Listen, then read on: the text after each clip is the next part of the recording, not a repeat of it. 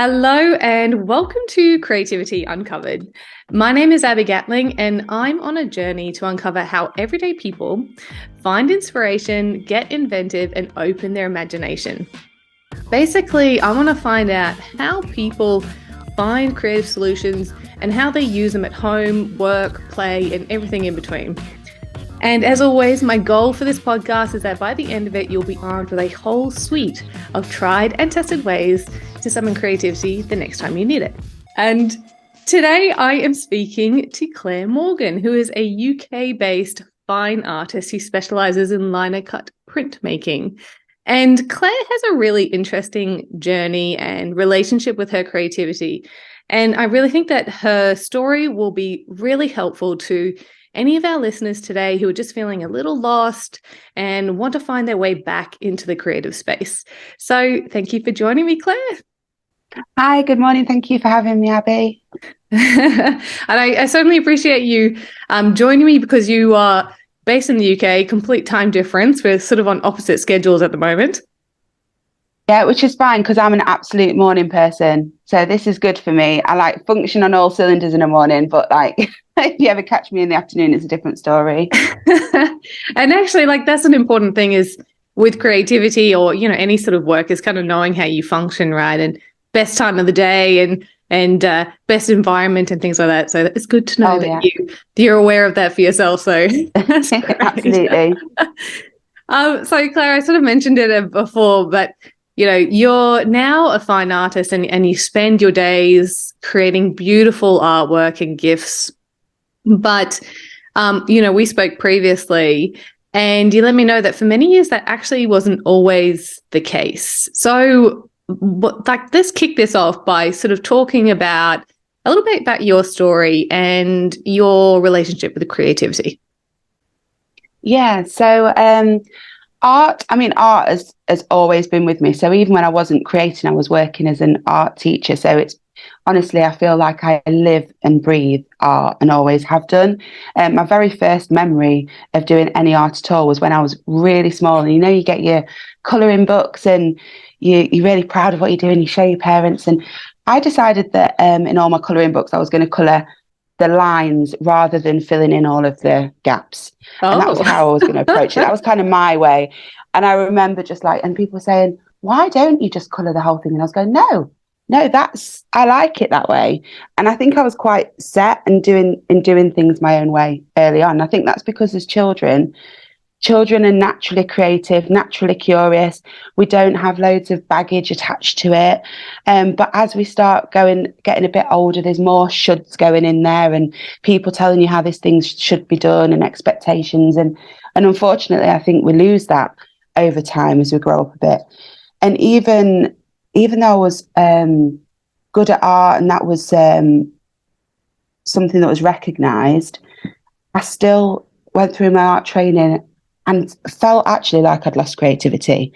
I think people assume that if you are good at art, that means creativity comes with it, but it doesn't necessarily because rules came back in. My art teacher was brilliant, but the training was very formal and it was how things look. It was photorealism. It was that sort of level of everything having to be perfect. So the breaking of the rules became very difficult for me. Wow. So sort of like prescribed creativity was kind of hemming you in a little. And it was good training to have. And I value it now because a lot of those skills do help me with the type of work that I create, but it's probably shaped the type of work that I create as well. Then leaving school, I went to college and that was kind of my first experience of something that I'll come to talk about probably a little bit more about, this idea of removing that expectation. But the first lesson in there, they took our pencils away, took our paintbrushes away. They gave us sticks, emulsion and ink. And then they just said, look, we're just removing all of the things that you're familiar with and you're going to create in this new way. And actually that unlocked that creativity again. And I think a tip for anybody, actually, if you're struggling, just and particularly if you're an artist that's maybe got these perfectionist tendencies, to do something novel, like draw with your left hand or do something different. Like novelty is really key. and that can help push you back into the creativity. And then I continued to study art, studied at university.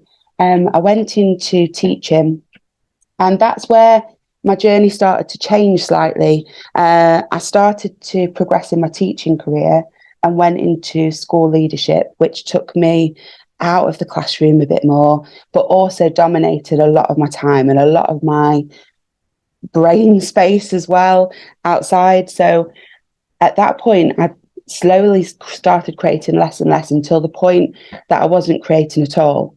And yes, I was in the classroom, but even that was very different, just because of the other roles that I had. So I was doing that for a few years, and you sort of feel like I felt like something was missing. I knew something must have been missing because I started to go to Buddhist talks and spiritual stuff and just trying to find this thing that was missing without actually connecting the dots that was my creativity. And then I started to become quite unwell. I didn't know why. I was having repeated infections and lost my voice, and it started to impact my work. And I was ill for quite a long time before I realised what was happening. I actually went to work one day feeling quite poorly, because at that point I was so poorly I was going to work even if I wasn't feeling great. It became the new normal. Yeah, it was. You don't notice it creeps up on you over time. You just think, oh, everyone, I don't know, you just assume it's okay. Yeah. I mean, I knew I wasn't okay because I was going to the doctors repeatedly, but just not getting answers. Then this particular time, he did an examination, and he said, oh, like, your liver and your spleen are like huge, and you're also tachycardic, and you also run into temperature. And I think they thought it might have been sepsis at that particular point. So they sent me to hospital. The hospital kept me for 2 weeks. And during that 2 weeks, I was like, there's obviously something wrong. I've got all these medical students coming to look at my massive liver because it's My gosh. and I'm thinking, oh my God, what's going on?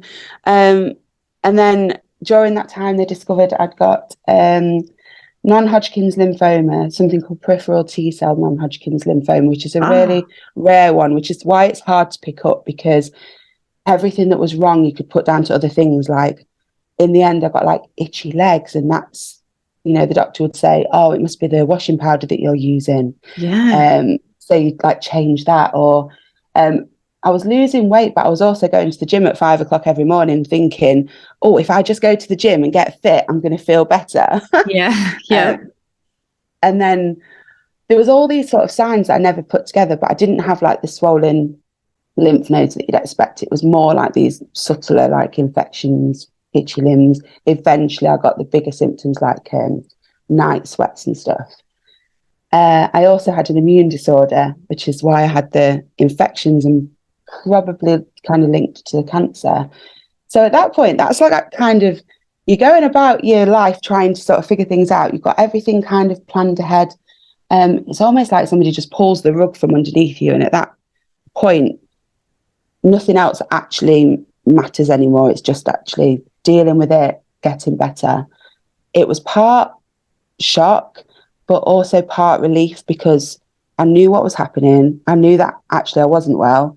Then there was something I could do about it. A bit more clarity for you. Yeah, it did. The doctor had said, the consultant had said, it's stage 4. So when they did a PET scan, they fill you with radiation. It's bizarre, but they scan you, and I just lit up like a Christmas tree. I was like, oh my God, it's literally everywhere. It's in my bones. It's in my liver, my split, like just crazy. But they said I could start off with chemo, and if I could get rid of it with chemo, then I could have, hopefully, well, they don't tell you everything. They don't tell you everything all in one go. They give you like steps. So they tell you a bit, and then you go through that bit, and then they'll tell you the next bit. So they take you through it really well. And I ended up having a stem cell transplant in the end. Because my treatment took quite a long time, and it was quite invasive treatment, especially with a stem cell transplant, it meant I had quite a bit of time to recover. And I was off work for quite a bit of time as well. So I ended up with this period of time post transplant where I knew I was going to be going back to work. Couldn't go back then because I was still recovering. Yep. And it gave me this window. So I started to call it my sabbatical, essentially. Nice And I reframe. said, Yeah. like, yeah, I was like, this is my sabbatical. This is like some time. Do you know what? I haven't had my whole life. I have never had a period of time where I can just focus on like what I want to develop and focus on me. So I used it and I wanted to get back into my creativity again. Thought this is the time I need to get that back. But I was in a strange position, having done art and having these expectations around what I should be able to create. There was a fear there. There was like baggage there that actually, if I start making, it's going to have to be like really good. I had these crazy expectations. So I thought, well, Like as if good I as go, you were prior to teaching, or yeah, yeah. Okay. yeah. Because when you teach, I think I felt like, because I teach 11 to 18-year-olds, I do teach sixth form, but I feel like there's this, I felt like the stuff that I was creating had this like school energy to it. Like, I don't know, it didn't feel mine. So it was kind of being able to let go of that and step out of it, find my own voice again. But I actually did it in an interesting way. So I decided to do tapestry weaving because it was something new, novel. I have no expectations around it. No one's expecting me to be good at it. It's a way of engaging my creative brain in a completely new way that I just don't, I could approach it fresh. I could approach it essentially with a beginner's mind, I would say. Yeah. So you'd never done tapestry in the past at all? No, never. And it's not, I mean, it's not something I do now, but I have the tapestry that I made in my artist studio now because I look at it to remind myself that actually, if you are struggling, just find the novelty or find something new. Yeah. And push your boundaries that way. And then from that, I then went into portrait drawing and started to draw from sitters. And then I became obsessed with people because actually through all of my experiences, I think I started to just really appreciate kind of other humans and other people's stories. And I became intrigued by the fact that we never really know what anyone else is going through and that we should be living with this kindness. And there was kind of just, I was just obsessed with being human, being here, kind of trying to get stories across through the art. So that kind of led me into, because I do a lot of portraiture in my artwork now.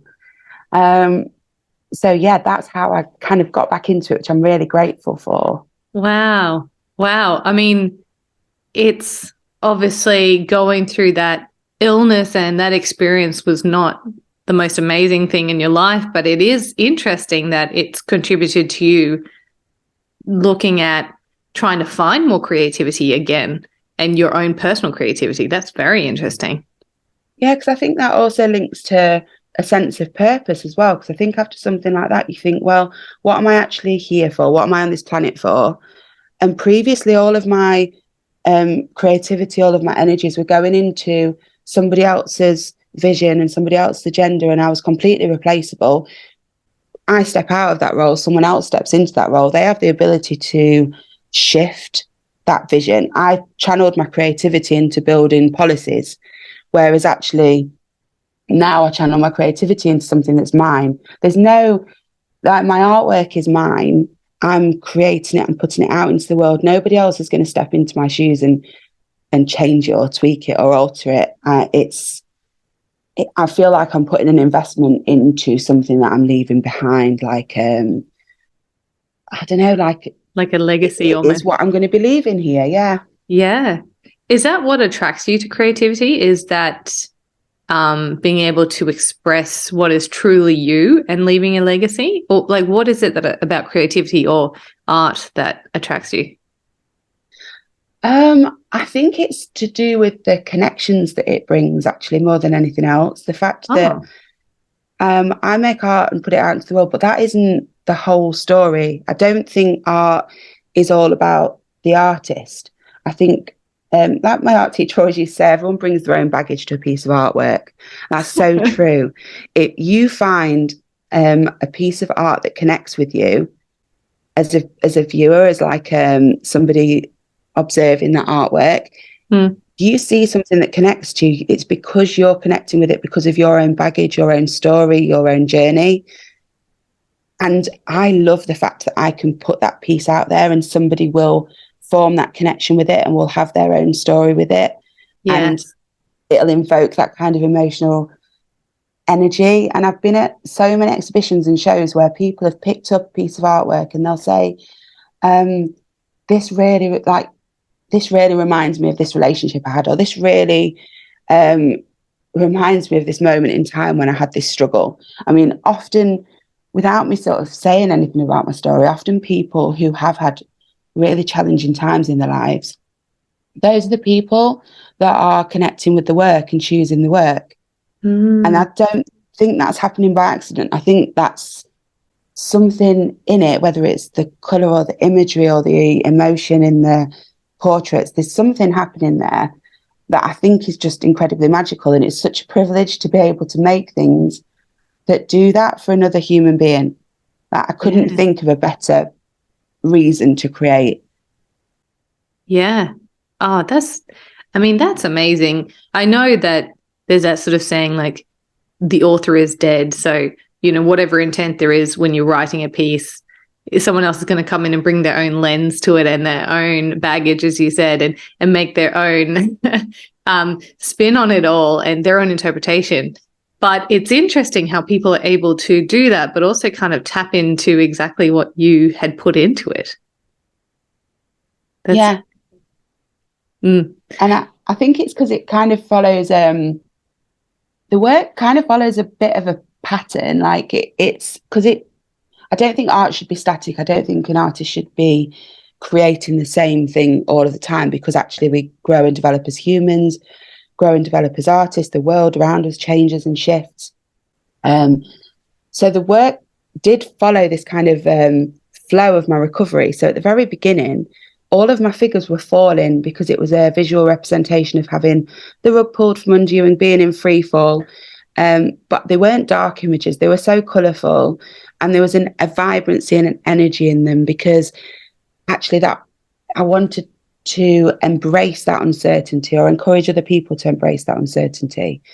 Then they kind of flowed into these figures that were really strong, sort of circus performers, aerial acrobats that I was documenting, but I would fragment them. So they were made up of little pieces, and all those little pieces that they were made up out of, that was kind of looking at the idea of strength from coming out of being broken. Actually, as we go through our experiences and we get all of these different cracks and challenges, that actually they make us more, like, a lot stronger.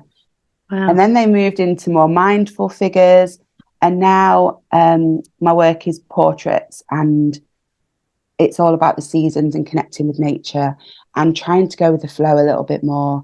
I think everything I make I learned so much during that time of my life, and we do get stuck in the busyness of the real world again. I do not want to forget those things. I do not want, like, the universe sending me another message. I'm like, yes, thank you, I got it. Yeah, thanks, but no thanks. I'm going to keep reinforcing it to myself. That's cool. And just because I make work about mindfulness, and I make work about the little affirmations and reminders, because I need it, because I'm not perfect at that. I do sometimes go a million miles an hour and don't take that time out. So I need to just constantly have that in my life. Yeah. And if I can present that to other people and other people can take stuff from that as well, then that's an absolute bonus. So do you think that all art needs to have meaning? That's a really interesting question. I think there are so many humans in this world, and there are some people that you will talk to, and actually for them, the artwork that they have, maybe it is a piece of interior design, and they just simply want it because it matches the colour of their room, or like it finishes something off, and they're looking. I mean, to be fair, that creates the whole feeling of the space, which you could say taps into emotion, even if they haven't necessarily connected with that piece in a certain way. And I think that's still valid. But I think, because not everybody gets this, not everybody relates to art in this way, and that's absolutely fine. But there are some humans like that's where they find their thing. So some people, it'll be music, like you put that music on and it will alter your mood, it will change how you're feeling. Like art can be the same way for other people. So I have art in my home, and there are some pieces that I've bought just because actually they're visually interesting and I maybe like the colour, but there are other pieces I've got because there's a story and a feeling, it makes me feel a certain way. Even myself, I'm on a spectrum of that. No, I think there are so many humans in the world and so many pieces of art in the world. I don't think it has to. I don't think anything has to be anything, actually. Yeah, because you don't like the rules. I don't like the rules. It can be whatever it wants to be. Yes. Because, I think that's always interesting. I think when people try and assign like just a nominal meaning to something, for me, that's kind of worse than just going, oh, it has no meaning. It's purely just aesthetic and it's pretty and I like it. Because I think that's valid enough, you know? Yeah, that could be the thing. It's actually, do you know what? It's because I like it. That is actually still coming from a place of emotion. Yes. Because it's creating emotion in them to drive them to make that piece. Yes. And actually a person like, do you know what? Maybe that's not the right question, actually. Maybe, or the right way of thinking about it. If you choose something, there is emotion attached. Because there has to be. Simple as that. Because you like it. Yeah. That's it. As long as you're cognizant when you're making the decision. Yeah. And there's some type of thought process that goes through it, and thus therefore an emotion that goes through it as well. Absolutely. I love that. I love that. And I mean, just jumping back before, you said something that was really interesting when you were talking about you'd sort of had gone through the teacher process and kind of your expression of your true artistic self was kind of being diminished along the way. And you were scared to jump back into that again. And so you went through the tapestry because of the beginner's mindset. Tell me, what is the beginner's mindset? I'm intrigued by that, but I'll come back to that point later. Now's that time. So beginner's mindset is a Zen Buddhist principle, which is about engaging with the world with no preconceived ideas and seeing things for the first time with their complete curiosity. The idea is, obviously, if we are needing to be an expert at things and we've got lots of knowledge, that can actually be an obstacle to our creativity and our curiosity, because it just shuts down our curiosity. I mean, to me, I would say that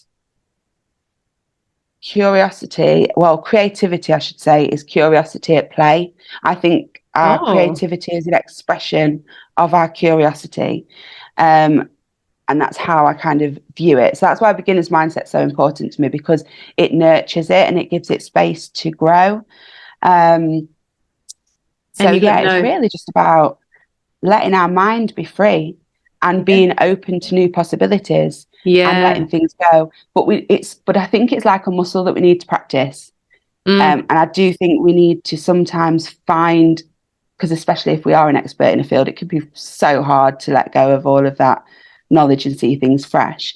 So you can kind of flex that muscle, if you like, by changing things up, altering like the method that you're creating or what you're doing or the way that you're thinking, or putting yourself in completely new situations, which is where the divergent thinking element comes in, and improv.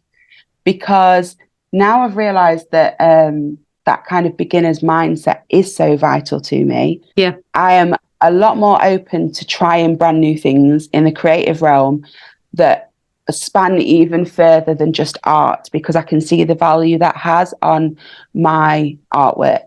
So I take part in improv now, which I absolutely see as boot camp for my brain. And that Love side that. of things definitely helps with my creativity and my imagination. So this is where an interesting study comes in about divergent thinking, because they looked at the impact of improv on the brain in terms of divergent thinking, which is again linked to creativity. And they got a group of marketing students, and it's like called the paperclip experiment, I think. And it was, they got a group of students in and they said, how many uses can you think of for this paperclip? And their control group came up with a number, but then they sent another group off to improv for 10 weeks. They came back and came up with so many more uses for the paperclip. Wow. So there's like scientific evidence that it helps us to think more creatively. And again, I think that's to do with curiosity and just training our brain to, again, you probably wouldn't think of so many uses because of our preconceived ideas, because of our knowledge, because of the baggage that we're bringing with us. Yep. I think that element of stretching our brain in that way and having better divergent thinking is probably because we are allowing ourselves to be more curious, and you can't foster that without having the beginner's mind. They're quite interlinked. Yeah. So you going into improv was firstly to reactivate that beginner's mindset because you'd never done it before, right? Yeah. But then what is it about improv that expands your mind and help these people with this paperclip? Like what is it about it? So it's really about the process rather than the outcome. So you're in it and it's live and you're not worried about the end result. It's actually a really amazing way of feeling very, very present. It's also an amazing stress reliever, by the way. It's like going in and just being given permission to play and not have any expectations or judgments or worries. All of the people that are there are usually like fairly similar and like kind and giving. We can, like, it's a space where you can fail without fear. And I think that's something, like, when you're creating anything, actually, that having permission to fail without like the worry about it is good. It gives you a place to do that. Helps with imagination and idea generation, because again, you're thinking on your feet and the stuff's just you know, it's amazing how the stuff is just there in your head. And you know, you can't censor yourself. It just has to come out. There's no kind of preconceived ideas. Again, you don't go into an improv scene with a preconceived idea of how it's going to unravel. So again, you're going in with that curiosity and developing that beginner's mind again. Yeah, it's just about creative instincts and being willing to explore and play and just trusting yourself. Yeah. And you just have to like make a choice as well. So often with improv, you just have to choose, like you say something and then you have committed to it. And some of the games that they do as well, that you might have, so the game they do where you have slips of paper and people have pre-written sentences in, and randomly during the scene you pull out the piece of paper and you read whatever's on it, but you read it with such commitment because you have to. That's what makes the scene, and then you just roll with it and run with it. So yeah, I think it's fantastic for just getting my brain into that creative space, and then I can bring that way of thinking. It helps me with my creativity, with my art, but also just in everyday life, it makes you more responsive to things, willing to go with things, willing to take risks. It's just helped me feel a lot lighter and a lot better. So yeah, I think boot camp for the brain, improv. I love that. I mean, it's such a seemingly random thing, but everything you're saying there is like all of that can be applied to creativity, and also just a great mindset to be in, you know, to be observant, open to new ideas, able to change directions, be agile, all these things they're great in life anyway. Yeah. I mean, you're practicing it in a non-scary environment. And it's interesting you said random, because actually I was not seeking improv in any way. I just happened to go for coffee with two stand-up comedians who just said, well, actually, they just invited me for coffee, and I have this thing where I just think now, you know what, like I would just say yes to things. I say yes, and then I think about it later. So I just was like, yeah, I'll go for coffee. I think it was art related. And then they said, oh, we're setting up this improv group. Do you fancy coming? And this was about 4 years ago. And I just started to go and absolutely love it because of all the stuff I get from it. And it wasn't on purpose. It wasn't a decision. I had no idea what improv was. And when they first explained it to me, I was like, this sounds bonkers. But it has given me so many opportunities to push myself out of my comfort zone. I mean, I do the groups. I don't tend to perform, but I have performed once. When I got a message at like 10 o'clock on a Friday morning, do you fancy doing an improv show in a theatre at 7 o'clock tonight? And then I typed yes straight away before my brain had chance to say no. And I committed. And I said I was going to do it, and I went and did it, and it was amazing. I think that's another thing I perhaps approach things with as well now. I think, well, you kind of only get this experience once. What is the worst that's going to happen? And I think putting yourself in sometimes uncomfortable situations or things that you're going to find challenging, again, just stretches your brain and stretches your willingness to try new things. Yeah. It's all... I always think that like being uncomfortable is just a sign that you are growing a little bit, and it's an opportunity to develop as a person. And, you know, this podcast is that for me. Like, so I was so uncomfortable when I first started it because, you know, my voice is too squeaky or I've got nothing to say. But I'm getting so many benefits out of it by talking to people like you, and it's just really making me feel alive, you know. But if I had just sort of let my being scared of it and the uncomfortableness of doing the first episode, if I let that stop me, then I wouldn't be here today. Yeah, that's so true. And it's really good to acknowledge that and reflect on it as well, because I think we sometimes just keep ourselves so hemmed in and so we don't fully grow into ourselves. That and you never know what's around the corner. No, no, absolutely not. And I think you get, I don't know, you get one shot and we just try it, and what's the worst that's going to happen? I mean, nobody at the end is going to sit there and talk about the things that the only thing we talk about is the things that we didn't try or didn't do. Mm-hmm. So where did this idea to say yes to everything, where did that come from? Do you know what? I think it's literally not yes to absolutely everything in the broader sense, but generally it's kind of a mantra that I like to have. Yeah. I read, this was before I was poorly. This was a long time ago, actually. I read Yes Man, I think it was called. Oh, yeah. I haven't read it for a really long time, but in the book, it was about a guy that started to say yes to everything. And the way that his life just unraveled, and well, not unraveled, that sounds bad, that makes it sound like it went terrible, but unfolded, I think, is a better word. Yeah. And opportunities started to come to him, and then he started to have such a rich and fulfilling life. And I think as soon as you're sort of becoming more open to possibilities, you see that happening. Like with my art practice, when I started to say yes to that and to embrace it and to take on events, it's just brought me just so much. I get to go to loads of different places around the country to share my work with people, have conversations with people.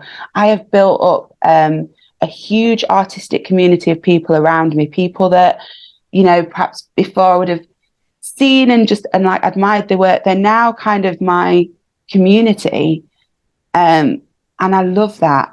I just find that there's just such a richness to, mainly because of the community and the people that it's allowed me to expand and meet. I mean, when I was doing my leadership role, I was so absorbed in my work and all of that actually I remember sitting down and saying to my husband, look, there's nothing outside of work. Actually, my friendships had kind of even sort of disintegrated. I was going on like online meetups to see whether I could find like a meetup groups that I could actually meet some other human beings, but then having no time to go. So even my relationships beyond work were, as well as my creativity, everything was suffering. But now it's, I don't know, just surrounded by so many amazing people. I'm getting to do things like this and talk to you like across the globe and just and share. Like that wouldn't have happened if I'd just sort of, I don't know, stayed contained. Yeah. I kind of want to, I don't know, I want to just talk to people, meet people, build community, build connections. Yeah. Yeah. I mean, building connections is exactly what you said in the beginning about what creativity is to you. That's amazing. And thank you for saying yes to this, by the way. Thank you so much for having me. Now, before we go, you've mentioned a couple of tips throughout this chat, but tell me, what's your number one piece of advice for others who are maybe in that place where they were more creative in the past and it sort of dropped off a little bit, or perhaps they haven't like delved into it since they were a kid? What do you think your advice would be to people who want to refine their creativity? Oh, I think it would be about, because it would probably be two different tips. Maybe I'll try and think of one that might fit both. I think novelty, maybe going and finding something that is new and creative and interesting, and just maybe go, because I went to the tapestry and I went to a workshop actually. Go and just find a workshop that you think is quite interesting and just go along and go in and have a play, whether that's a ceramics workshop, whether that's a tapestry, whether that's a lino cutting, like whatever that might be. Just go and try something, but go in just and play. And I mean, usually the people are quite creative, so they'll give you space to just explore. And I think just find something that is going to allow you a little bit of a chance to check out of the real world, go somewhere and just play and feel creative. And that will be whatever piques your interest. So there's not going to be like one art form that's going to be right for everybody. It's just something that piques your interest. Just jump in and don't be worried about it, and don't have fear that, oh, everybody's going to be like, just get rid of those mind monkeys and just say yes, book it, go. That's amazing advice and great tips all throughout that whole chat. Thank you so much for joining me, Claire, today. I think that was a beautiful chat, and it was really great to hear more about your journey. And I also want to say thank you to everyone who has tuned in to Creativity Uncovered today. I really hope that this episode has inspired you to say yes to new adventures. And as always, I hope that it helps you summon your creativity the next time that you need it.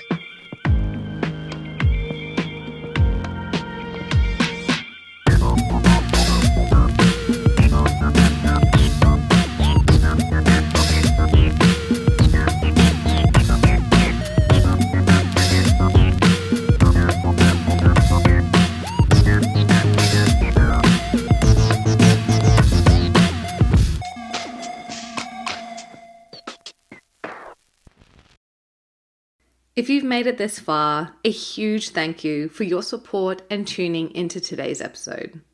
Creativity Uncovered has been lovingly recorded on the land of the Cubby Cubby people, and we pay our respect to elders past, present, and emerging. This podcast has been produced by my amazing team here at Crisp Communications, and the music you just heard was composed by James Gatling. If you liked this episode, please do share it around and help us on our mission to unlock more creativity in this world. You can also hit subscribe so you don't miss out on any new episode releases.